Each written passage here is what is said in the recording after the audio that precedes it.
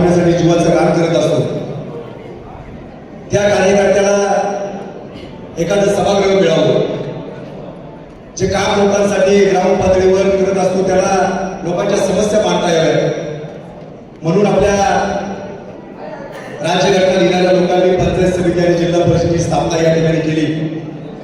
गेली 8-8.5 वर्ष काही ना काहीतरी कारणास्तव या निवडणुका झाल्या नव्हत्या आणि या निवडणुका आज 7-8 दिवसांपूर्वी घोषित झाल्या आणि आपल्या दृष्टीने अत्यंत आनंदाचा क्षण आहे की आपल्या पक्षाच्या माध्यमातून ज्यांना राष्ट्रवादी काँग्रेस पक्षानं अधिकृत उमेदवारी दिलेली आहे त्या उमेदवारांचा फॉर्म भरण्यासाठी आपण सगळे अत्यंत आनंदाने वाजत गाजत या ठिकाणी निघालेलो आहे। जिल्हा परिषदेसाठी आपल्या सगळ्यांचे नेते जे गेले 5 वर्षापूर्वी 7 वर्षापूर्वी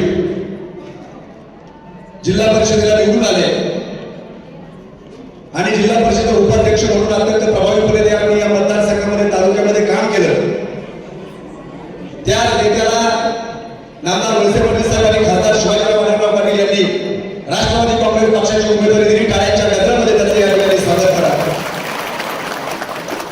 आमच्या जारकरवाडी पंचायत समिती गणामध्ये अंकिताताई वाळू सारखी एक सुशिक्षित मुलगी कमी गेल्या दीड महिन्यापासून पाहतोय की तिने संपूर्ण पंचायत समिती मतदारसंघ पायाखाली त्या ठिकाणी घातलाय, मोठ्यांचे आशीर्वाद घेतले, तरुणांना भेटली आणि लोकांच्या सुखदुःखामध्ये सहभागी व्हायचं काम अंकिताने सुद्धा अत्यंत प्रभावीपणे या ठिकाणी संपूर्ण मतदारसंघामध्ये केलेलं आहे।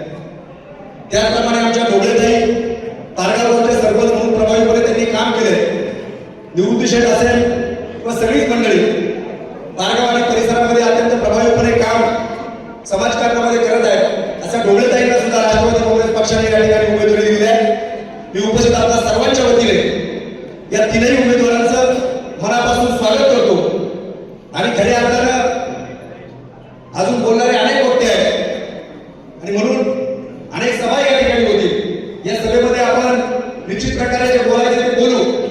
मी उपस्थित आपल्या सर्वांच्या वतीने मी विनंती करतो आपल्या सगळ्यांना की रात्रीचा दिवस करा आणि नामदार वळसे पाटील साहेब आणि खासदार शिवाजीराव आढळराव पाटील यांचे हात भक्कम करण्यासाठी, या तालुक्याचा सर्वांगीण विकास करण्यासाठी आणि एक बंडीदारांसारखा माणूस जो खऱ्या अर्थाने मी आज सांगू शकतो की आज या पक्षामध्ये आल्यापासून पहिल्यांदा प्रदीप पाटील भेटले, परंतु नंतर त्यांना जबाबदारी 39 गावची होती, संबंध कमी झाले।